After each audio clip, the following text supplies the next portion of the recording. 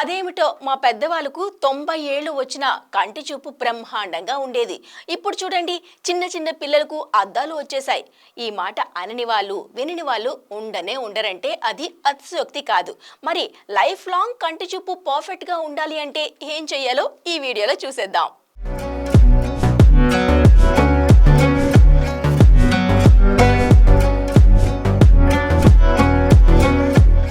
ఇప్పుడు office work అయినా, students అయినా, ఎవరైనా కంప్యూటర్ల ముందు గంటలు గంటలు కూర్చోవడం కామన్.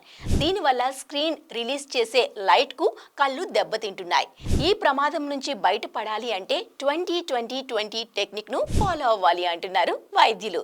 కంప్యూటర్ల ముందు కూర్చునేవారు ప్రతి 20 నిమిషాలకు ఒకసారి 20 అడుగుల దూరంలో ఉండే ఏదైనా వస్తువును కనీసం 20 సెకండ్ల పాటు చూడాలి. ఈ చిట్కా వల్ల కళ్ళపై పడే ఒత్తిడి తగ్గుతుంది. దీంతో కళ్ళు ఆరోగ్యంగా ఉంటాయి. కంటి చూపు పర్ఫెక్ట్ గా ఉండాలి అంటే పోషకాహారం కంపల్సరీగా తీసుకోవాలి.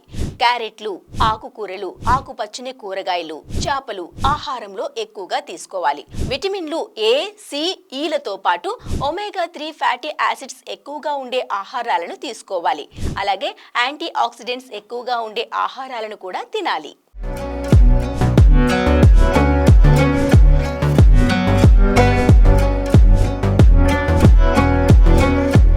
కంటి చూపు పర్ఫెక్ట్ గా ఉండాలి అంటే మనం చెయ్యకూడని పనులేంటి?